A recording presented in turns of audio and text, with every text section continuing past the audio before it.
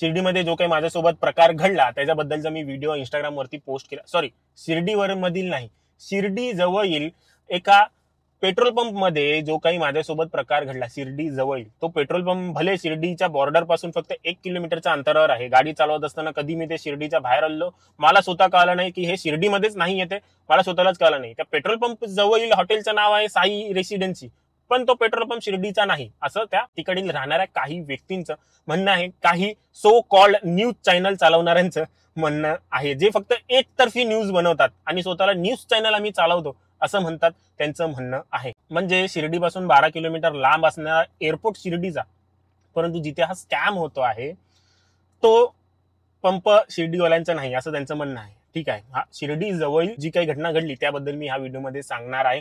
बरेचसे लोकांनी व्हिडिओ बनवले, न्यूज चॅनलवाल्यांनी त्यांच्या पद्धतीने.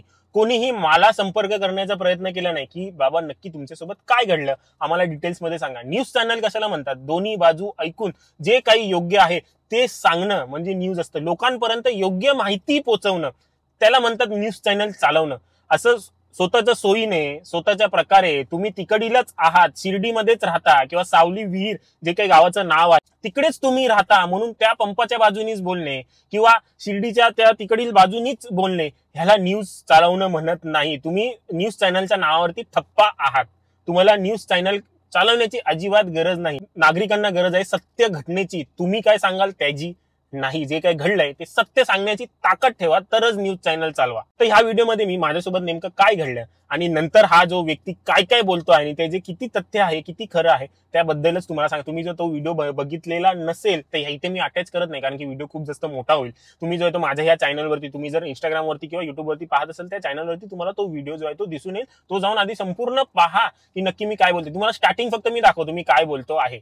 मित्रांनो, तुम्ही सतत शिर्डीला जात असाल किंवा तुम्ही शिर्डीमध्येच राहत असाल आणि तुमच्या जवळ बाईक आणि कार आहे तर आजचा व्हिडिओ तुमच्यासाठी खूप जास्त महत्वाचा आहे. हा व्हिडिओ जर पाहिलात तर तुम्ही कदाचित तुमच्यासोबत होणारा स्कॅम पासून वाचू शकता, तुमचे बरेचसे पैसे वाचतील. मी बोलत आहे शिर्डीमध्ये असणाऱ्या एका पेट्रोल पंप बद्दल जो की दिवसा ढवळ्या आहेत ते मोठ्या प्रमाणात स्कॅम करत आहे. तर मी असं काही बोललेलं आहे ना, मी शिर्डीबद्दल काही वाईट बोललेलं आहे, शिर्डीचं ना लोकांना वाईट बोललेलं आहे, काहीच नाही. माझं फक्त एवढंच होतं की त्या पेट्रोल पंप वरती मोठ्या प्रमाणात स्कॅम होत आहे तर तिथे जाऊ नका. मला वाटलं फक्त माझ्यासोबत होत आहे. व्हिडिओ पोस्ट केल्यानंतर जे ते किती लोकांनी सांगितलं की ह्या पेट्रोल पंप वरती त्यांच्यासोबत कशा कशा प्रकारे स्कॅम झाला. त्यांचे जाऊन गुगल मॅप वरती रेटिंग्स वाचा, ते लोक काय बोलतात ते देखील वाचा, मग तुम्हाला समजून येईल की तो पेट्रोल पंप कसा आहे. माझा उद्देश एवढंच होता, जो माझ्यासोबत अनुभव आलेला आहे तो अनुभव शिर्डीला जाणाऱ्या कोणासोबतच येऊ नये. कारण की मी गेलेलो शिर्डीला होतो आणि शिर्डीवर नाही येताना माझ्यासोबत हा अनुभव घडलेला. मी सावली विहीर इथे गेलेलो नव्हतो. त्यामुळे जो कोणी शिर्डीला होता, आता तो समृद्धी हायवे मार्गेच जाणार, पुणेवाला, नाशिकवाला, नागपूरवाला, कोणीही जो येईल, नगरवाला तिकडनंच जाणार. मग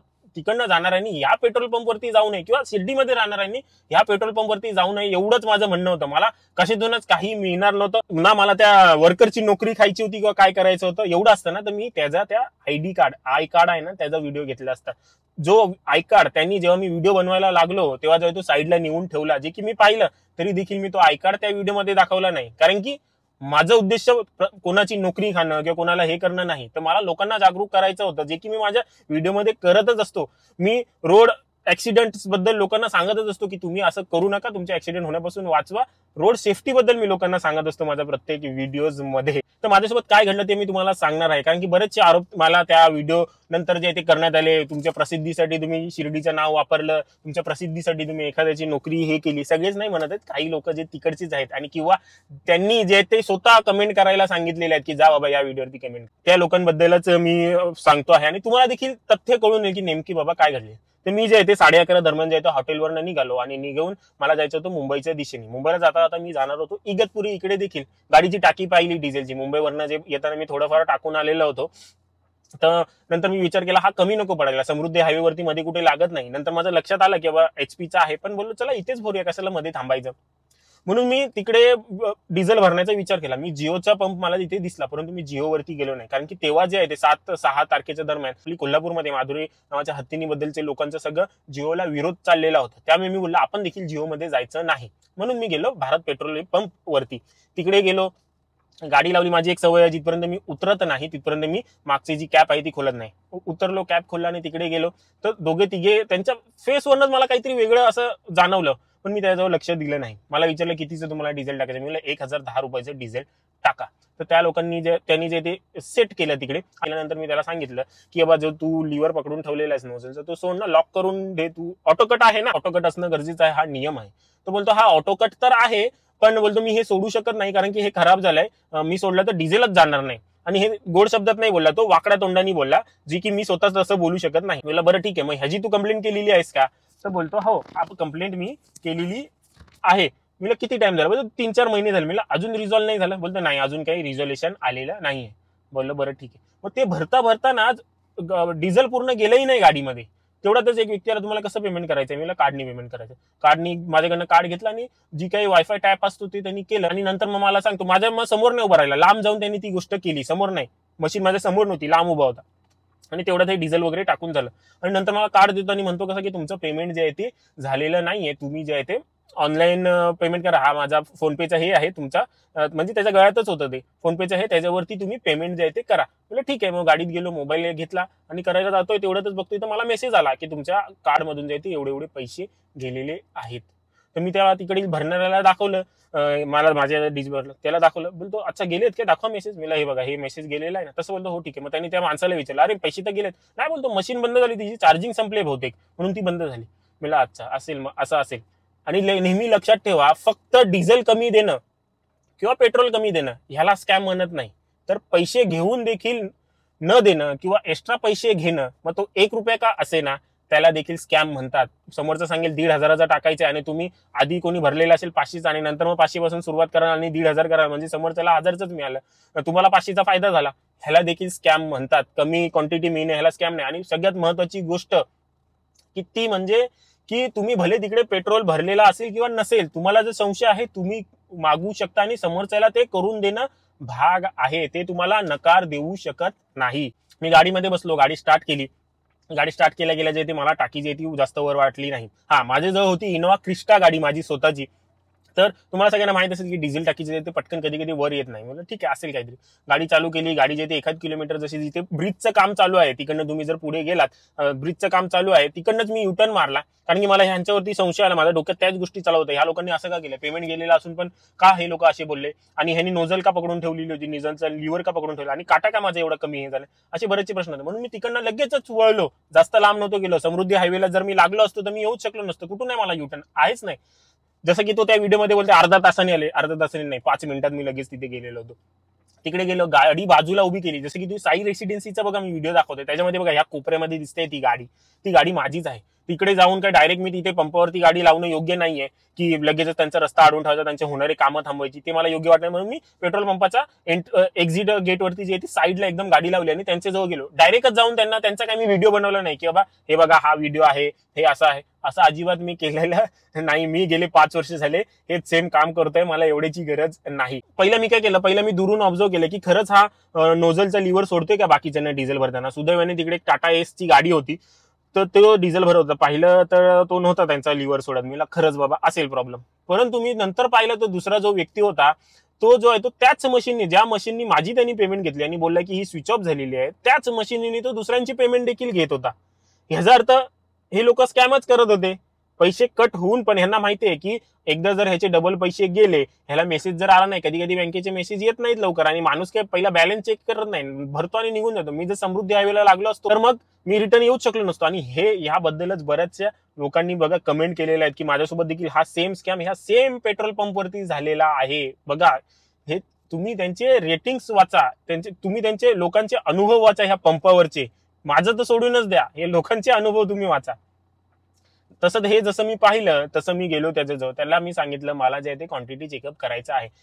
बोलतो कसलं क्वांटिटी चेकअप. मी माझ्या गाडीमध्ये आताच आपण डिझेल भरलं, मला असं वाटतं की थोडं मला कमी मिळालेलं आहे. कमी मिळालेलं असो नसो, तुम्हाला शंका आहे, तुम्हाला वाटतंय मला करून घ्यायची आहे, डिझेल भरणं अगोदर देखील तुम्हाला वाटतंय डिझेल भरणं अगोदर मला करायची आहे, तरी देखील तुम्ही करू शकता. अशी गाडी पॉइंटवरच पाहिजे, जागेवरतीच पाहिजे असं काही नियम नसतो. मला बाबा मला बघायचे तुझ्या इथे बरोबर होतंय का नाही कारभार, नंतर मी माझी गाडी येऊन येईन इथे भरायला.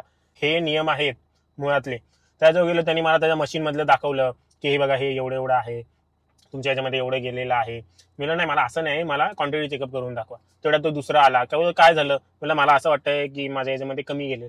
तो कशाला कमी जाईल, नाही कमी जाणार, बरोबर जातं, असं काही नसतं मशीनमध्ये गेलं. मी ठीक आहे, नसेल ना तुमच्या मशीनमध्ये तर मला तुम्ही दाखवा ना, मी करतो आणि जातो निघून.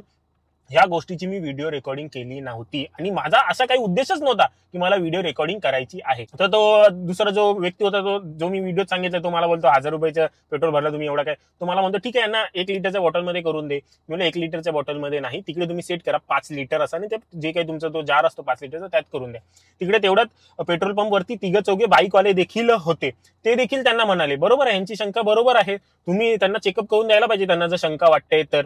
तुम्ही जर कोण तिकडे होतात, ते व्हिडिओ बघत असेल तर प्लीज खाली कमेंट करा की मी होतो तिकडे म्हणून. तरी त्याला देखील त्या पेट्रोल पंपवाल्यांनी नकार दिला डिझेल भरणाऱ्यांनी. नाही नाही, असं आम्ही करून देत नाही. बोलतो तो डिझेल मग आम्ही कुठे हे करायचा, कुठे टाकायचा. मान्यच करत नव्हता, आम्ही करून देतच नाही असं म्हणत होता.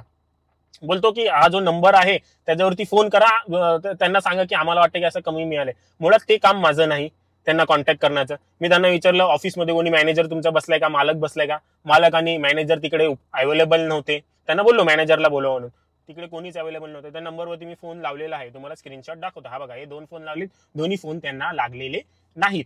तो ते पेट्रोल पंपवरील बाकीची लोक देखील त्यांना म्हणाले की करून द्या. तो चेक करून द्यायलाच हे नव्हता. तर तिकडील व्यक्ती मला म्हणाले की जे पेट्रोल भरा तुमचं बरोबर आहे, आम्ही देखील इकडे येत असतो करायला, ह्या लोकांनी करून देणं गरजेचं आहे की बाबा बरोबर मिळते का नाही. म्हणलं हो, मग यांना सांगा करून द्यायला मला. त्यांनी करून दिलं, योग्य निघालं, मी गपचूप इकडनं निघून जाईन.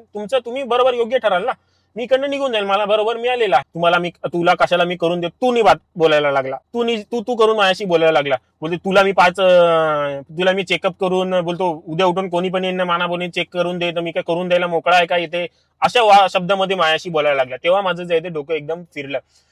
तू बोलायला लागला आणि कोणी येईल त्याला करून, कोणी येईल काय, प्रत्येक येणारा जर तुम्हाला बोलत असेल ना, तुम्हाला ते करून देणं भाग आहे, हा नियम आहे. त्या नियमामध्ये राहूनच तुम्हाला ती कामं करावी लागतात, तरच तुम्हाला तो पेट्रोल पंप चालवायचा असतो. एखाद्याला संशय आहे तर तिकडच्या तिकडे तुम्ही जे आहे ते करायला हवं. पहिला मला सांगतो की त्या आमच्या मालकाशी बोला, मालक हो बोलल्यानंतर मग मी तुम्हाला ते जे आहे ते करून देईन. माझा संबंध नाही मालकाला बोलण्याचा. तरी देखील मी फोन लावलेले होते, ते लागले नाही.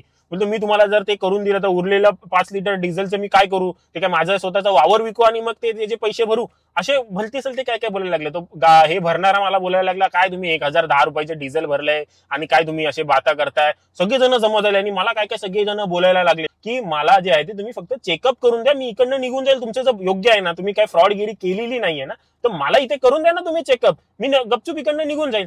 मान्यच नाही. बोललं ठीक आहे, तुम्ही नाही मान्य आहात ना, ठीक आहे, मग मला एक काम करा, तुम्ही कंप्लेंट बुक जी आहे ती आणून द्या. त्यांना हे सांगितलं. जेव्हा मी कंप्लेंट बुकचं नाव सांगितलं तेव्हा सगळे जे आहे ते इकडचे तिकडे झाले. कंप्लेंट बुक देखील आणून द्यायला तयार नाही. 4 वेळा बोललो कंप्लेंट बुक मला आणून द्या. ठीक आहे, तू नाही देत आहेस ना मला आणून, मला चेकअप करून नाही देत आहेस ना, तर मला कंप्लेंट बुक जी आहे ती तू आणून दे, मी त्याच्यामध्ये लिहितो आणि इकडनं निघून जातो. त्यांनी मला कंप्लेंट बुक देखील आणून दिलेली नाही. नंतर मग मी त्यांना सांगितलं, मी तुला पुन्हा विचारतोय, मला तू चेकअप करून देणार आहेस का नाही देणार आहेस. पण मी नाही देणार आहे, तुम्हाला जे काय करायचंय ते करा. म्हणलं बघा, मी व्हिडिओ काढेन आणि व्हिडिओ भारत पेट्रोलियमला दाखवेन. मी असं बोललो, व्हिडिओ काढेन, व्हिडिओ भारत पेट्रोलियमला दाखवेन. कारण की आपल्याजवळ जेव्हा आपण ऑनलाईन कंप्लेंट करतो तेव्हा आपल्याजवळ प्रूफ असणं खूप जास्त गरजेचं असतं. नाहीतर हे बघा, माझ्याजवळ एवढं प्रूफ आहे तरी तो व्यक्ती किती खोटा बोलतोय, एकदम खोटं बोलतोय. नशीब माझ्याजवळ तो व्हिडिओ तरी आहे. तो म्हणतो उद्धट बोलणाऱ्याचा तुम्ही व्हिडिओ का नाही काढला. अरे माझ्या आधी ते मनातच नव्हतं. माझ्या मनात असं तुझा उद्धट बोलणाऱ्याचं मी सगळे व्हिडिओ फुटेज करून ते लावली असती. व्हिडिओ जसं चालू केला तशी तुझी बोलती बंद झाली, तसं लगेच तो हे झाला, गडबडला. तसे प्रत्येक जण आपापल्या कामाला गेले, तोंड लपवायला लागले. व्हिडिओ जसा चालू केला तशी गळ्यातली आयडी काढून बाजूला ठेवली, स्वतःची आयडी काढून टाकली. तुझं खरा होतास मग ती आयडी का तू काढलीस तिकडनं, नाही काढायला हवी होतीस ना गळ्यातून. हे असं काही माझ्यासोबत झालं आणि नंतर मग मी हे सगळं रेकॉर्ड करून घेतलं. मला जे काही प्रूफ लागतील भारत पेट्रोलियमच्या वेबसाईटवरती कंप्लेंट करण्यासाठी ते सगळे मी रेकॉर्ड करून घेतले. 3 व्हिडिओ मी रेकॉर्ड केले. जे काही रेकॉर्ड केले ते फुल मी व्हिडिओमध्ये तुमचे दाखवलेले आहेत. एक डीलर कोड लागतो, एक दुसरं नेमकं काय घडलं, बिल दाखवलेला होता, तिसरं की लोकेशन काय आहे ते दाखवायचं होतं घरी. आणि सगळ्यात महत्त्वाची गोष्ट, मी कंप्लेंट केली का, तर हो, घरी जाऊन मी भारत पेट्रोलियमच्या ह्याच्यावरती योग्य ती कारवाई जी आहे ती केलेली आहे, योग्य ती कंप्लेंट जी आहे ती केलेली आहे. तरी देखील मालकाचा किंवा भारत पेट्रोलियमचा मला सध्या तरी कॉल वगैरे काही आलेला नाही. तर हे काही गोष्टी जे आहे ती तिकडे घडली. मी तिकडनं मग निघून गेलो, तिकडे थांबलो नाही, गाडी फिरवली आणि माझ्या मार्गे मी निघून गेलो. नंतर घरी आल्यानंतर मी त्यांच्या मॅपवरील रिव्ह्यूज पाहिले की हा पेट्रोल पंप काय आहे, काय नक्की रिव्ह्यू. तर तुम्ही जाऊन लोकांचे रेटिंग्स वाचत त्याच्यावरती जाऊन किती काय काय रेटिंग्स आहेत. तर मी विचार केला चला आपल्याला लोकांना, जे लोक शिर्डीला, आता बघा एकाच सगळीकडेच लोक जात नाहीत, पण शिर्डीला बरेचशी लोक जातात आणि बरीचशी लोक रिटर्न येताना ह्या पेट्रोल पंपावरती जाऊ शकतात. आणि परत शिर्डीमध्ये राहणाऱ्याच लोकांना देखील हा स्कॅम माहित नसेल, बऱ्याच लोकांना माहित नसतो. म्हणून मी तो व्हिडिओ बनवला की तुम्ही शिर्डीत राहत असाल किंवा शिर्डी ला जात असाल तर ह्या ठिकाणी पेट्रोल भरू नका, शिर्डीला जाऊ नका, किंवा शिर्डीतच असं काही आहे असं मी काहीही त्या व्हिडिओमध्ये बोललेलं नाही. त्या न्यूज चॅनलवाले जे स्वतःला सो कॉल्ड न्यूज चॅनल बोलतात, फॅक्ट चेक असं बोलतात, त्या लोकांनी हे न्यूज बनवणं आहे ना आता बंद केलेलं पाहिजे. कारण की तुम्हाला फॅक्ट चेक करणं जमत नाही. फॅक्ट चेक ही दोन्ही बाजूनी केली जाते, दोघांशी बोलून जी आहे ती केली जाते आणि मग व्हिडिओ बनवला जातो. तुम्ही त्याच गावचे म्हणून तुम्ही त्याच बाजूनी बोलाल तर त्याला न्यूज बोलत नाही. त्यांचं म्हणणं, काहीकांचं म्हणणं हेच होतं की तुम्ही शिर्डीचं का नाव घेतलं, किंवा शिर्डीमध्ये हा पेट्रोल पंप नाही. मान्य आहे, तो शिर्डीमधला पेट्रोल पंप नाही हे मला कधी कळालं जेव्हा लोकांनी कमेंट केली की बाबा हे शिर्डीतलं नाहीये. कारण की समजतच नाही, हार्डली शिर्डीच्या साईनगर स्टेशन पासून 2 किलोमीटरच्या अंतरावर तो पेट्रोल पंप असेल.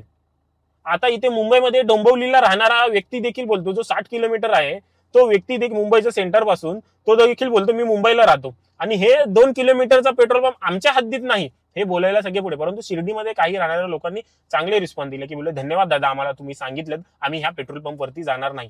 हेच मला फक्त पाहिजे होतं की तुम्ही तुमची फसवणूक करून घेण्यासाठी तिकडे जाऊ नका. बरेचसे लोक हे होते की दादा आम्ही जाऊन तिथे खरंच बघतो की खरंच तिथे स्कॅम होतो आहे का, होत असेल तर आम्ही तो त्यांना थांबवतो. हे खरे शिर्डीकर.